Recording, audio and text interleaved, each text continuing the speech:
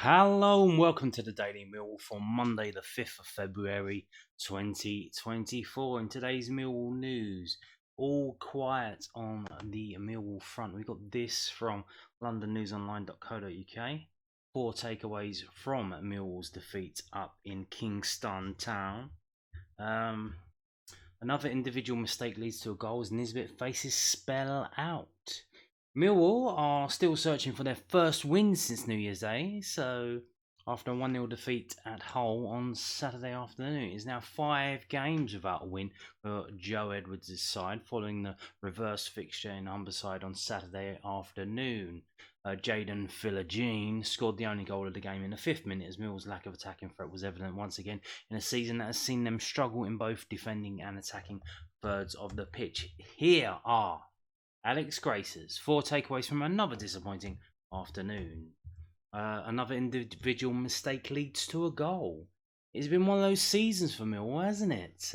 You could have lost count of the number of times an individual mistake has cost the team dearly this season. It was an error from Jeffet Tanganga last weekend against Preston. This weekend, it was Wes Harding's turn. His defensive header went wrong, described as a minor error by Lions head coach Edwards, but it led to a goal. It's been a recurring theme this season. It's something that's costing Millwall a lot in recent weeks. Why is that? Because we can't score. So if you concede silly goals and you can't score, then that's a problem. There is no doubt all of these players have quality. Even some of the world's best make mistakes. You only have to look at Virgil van Dijk's mistake against Arsenal on Sunday afternoon. It can happen at the top of the game. The worry for Millwall is it's happened too much this season, and 9 times out of 10 it's been punished with the other team scoring a goal. These errors need stamping out, and it needs to happen fast. First start for Obafemi and a return for Tom Bradshaw. Perhaps Joe Edwards, given a choice, would not have started the Burnley Lonely in this game. He has not had regular football for a long time and has only had 1 full week's training with the Lions, so he won't have been ready to start. The injury to Kevin Nisbet, of course, accelerated Obafemi's progress. Just as the Lions saw against Preston, the 23-year-old has pace. Once he's up to scratch and has got to the fitness levels required, we will see a lot more of him. And then he goes back from his loan. So what's the point of that? He comes in, it takes him ages to get going. He plays 3 or 4 games, and then that's it. Goodbye, Vienna. It was a tough 45 minutes for the team as a collective. Hull kept the ball well and stopped Millwall from getting out and creating anything. Even when they did manage to create anything, there was a severe lack of quality, not much for the former Swansea man to go on. He was replaced at half-time by Tom Bradshaw, who himself is coming back from injury. There's an argument that both players could play together up front. Obafemi offers a bit more of a physical presence than Bradshaw, but the Welsh international caused defences all types of problems with how busy he makes himself. They could make a very effective front two when both are fit and ready. Nisbet, the latest to face a spell out. As mentioned above, Tom Bradshaw made his comeback from during a defeat in Huddersfield, having missed the last couple of games with a hamstring injury. Kevin Nisbet, who was deputising for him, has now suffered what has been described as a significant hamstring injury. What is going on down there at training? What is happening there? What are they doing? Injuries are, of course, part of the game. Millwall are no strangers to a long treatment table list, but it seems just when players are coming back, another one seems to fall by the wayside. It's got to be very frustrating for Edwards. A squad that is already small and under pressure is hard enough to manage. It makes the arrival of Obafemi an even bigger signing for the club. However, they need to get him going and find the net quickly to help out Bradshaw, who himself has struggled in front of goal this season. Gap closing to the bottom 3 ahead of 2 tough fixtures. Before the trip to QPR, things were looking rather positive for Millwall. They were 11 points clear of the bottom 3, and the playoff gap was smaller than that to the bottom 3. However, defeat at QPR 2 weeks ago saw that gap close to 8 points. The R's managed to pick up another win at Blackburn Rovers on Saturday and managed to close that gap by another 3 points, making the table a little bit uncomfortable viewing for Lions fans. Relegation is something that has not crossed the thoughts of people associated with Millwall over the last few years, but with 2 tough-looking fixtures to come in the next week, there is concern that the gap will continue to close. Millwall do have an habit of pulling a win out of the bag when it's needed and causing a shock. Coventry have been in fine form. Their unbeaten run ended at Norwich, so they will be on the hunt for a response when they host the Lions live on Sky on Sunday afternoon. Well, midday actually, Sunday midday. You feel the South Londoners need to take something from at least one of those next two games against the Sky Blues and Ipswich side, who have fought in recent weeks to avoid being dragged into the relegation dogfight. Yeah.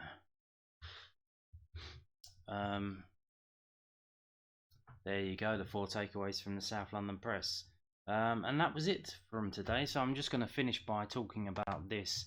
This is from kentishfootball.co.uk, a really good website that covers quite a lot of Kent teams and a bit of Sussex and Surrey as well. And obviously Millwall and Charlton and other teams in that kind of area as well.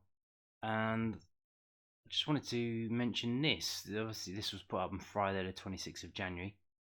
Tommy Sampson from the Den to Wembley. It's about former Millwall player, defender, Tommy Sampson, who made a career for himself in non-league and did quite well before having a massive bit of unfortune where he got a stroke. He had a stroke. So let's read this interview. It's an interview done. Former Deal Town manager Tommy Sampson is launching a book in March to reflect upon his footballing career. From the Den to Wembley, published by Victor Publishing at just $9.99, has taken Sampson 5 years to complete, and he said tonight that he's feeling very proud of finishing his second book. Sampson guided Deal Town to Wembley glory as that late goal from Rowley Graham sealed a 1-0 win over Chippenham Town underneath the iconic Twin Towers back in 2000, when it was still the Twin Towers.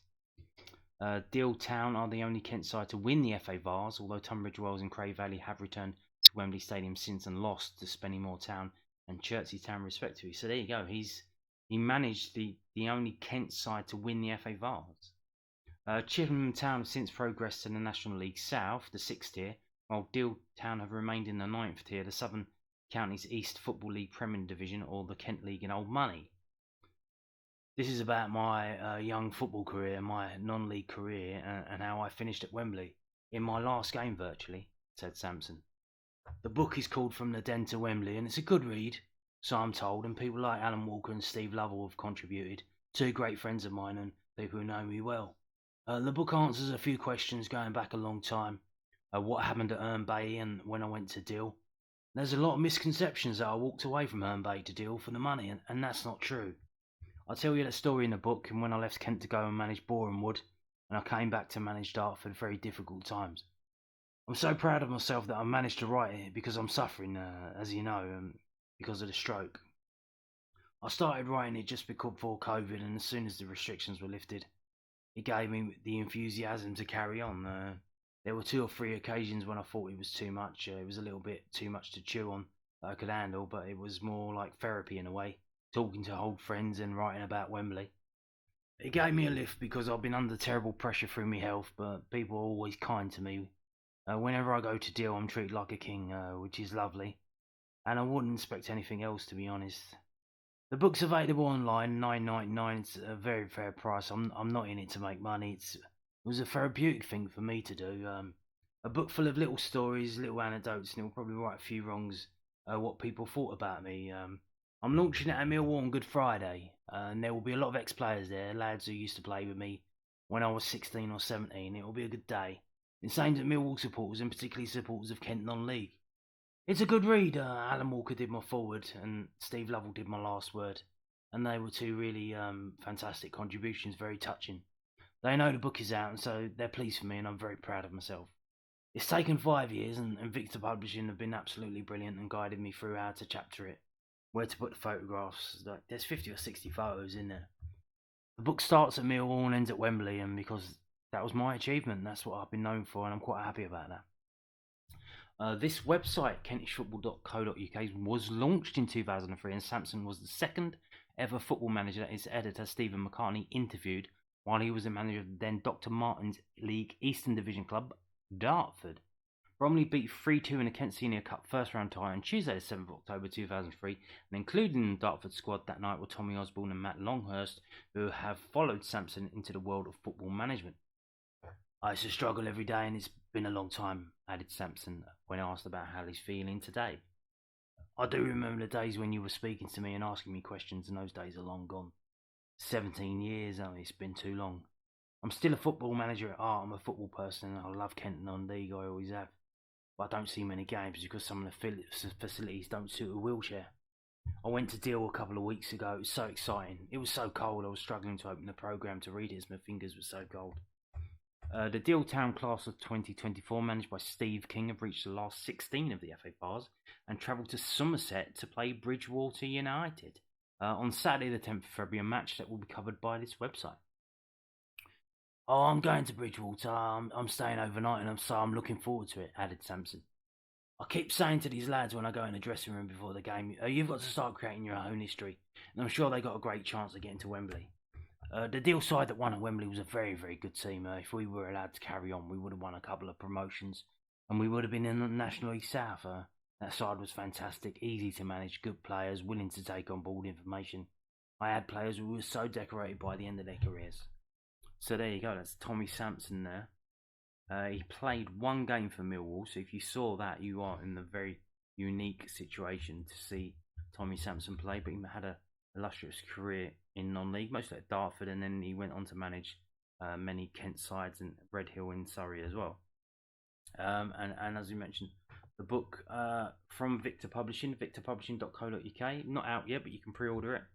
And it's From the Den to Wembley, the amazing story of ex-Millwall player Tommy Sampson, who, after his career was cut short through injury, defied the odds and embarked on a journey that would end at the most famous football stadium in the world.